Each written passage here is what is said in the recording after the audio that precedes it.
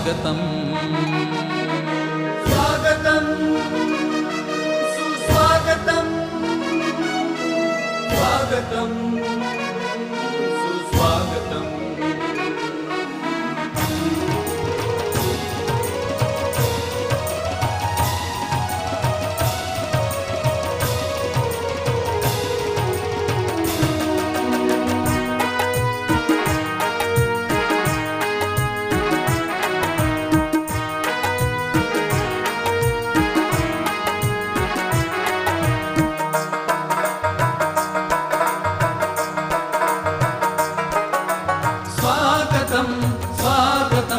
स्वागतं स्वागतं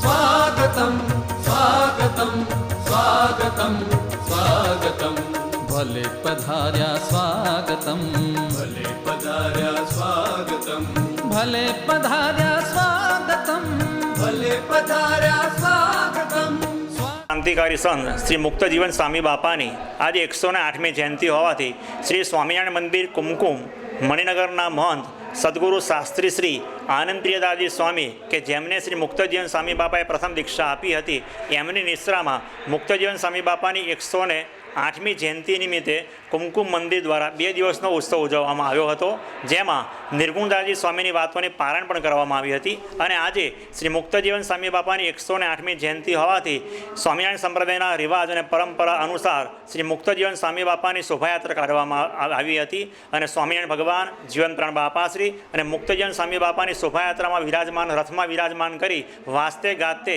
હીરાપુરની પાસેના વિસ્તારમાં એમની શોભાયાત્રા કાઢવામાં આવી હતી. અને સાથે સાથે આજે મુક્તજીવન સ્વામી બાપાની જયંતિ હોવાથી મુક્તજીવન સ્વામી બાપા અને શ્રી સ્વામિનારાયણ ભગવાનનું 16ઉપચારથી પૂજન કરવામાં આવ્યું હતું. પંચામૃત અને કેસર જળથી અભિષેક કરવામાં આવ્યો હતો.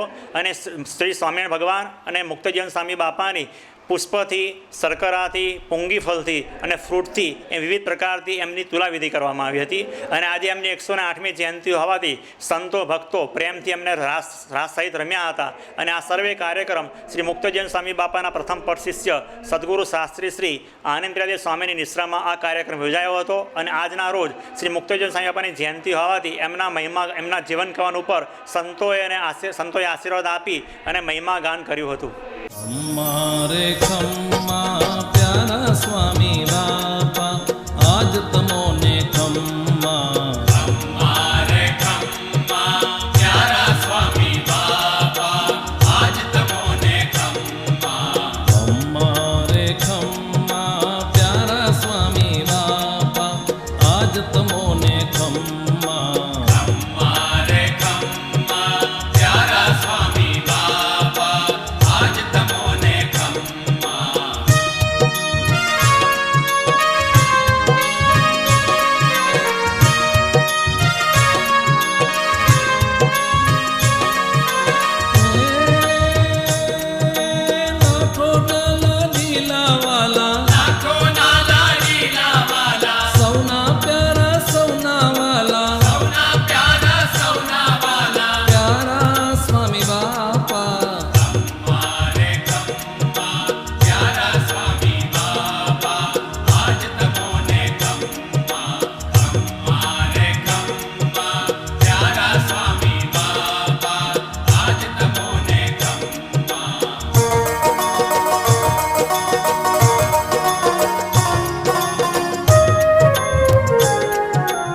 મુક્તજીવન સ્વામી બાપાએ હરિભક્તોને જીવનની અંદર ઉતારવા માટે 2 સૂત્રો આપવામાં આવ્યા છે કે ભગવાન મુખ્ય અને વ્યવહાર ગૌણ.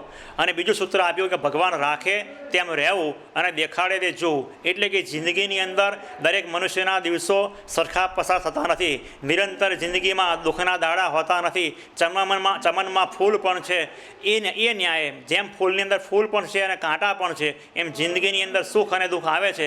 તો જીવનપ્રાણ સ્વામી બાપાનો આજના દિવસનો સંદેશ છે કે સૌ કોઈ મનુષ્ય જિંદગીમાં સુખ દુઃખ આવે તો એ સર્વેને ભગવાનની ઈચ્છા સમજી અને સર્વે દિવસોને શાંતિથી પસાર કરવા જોઈએ.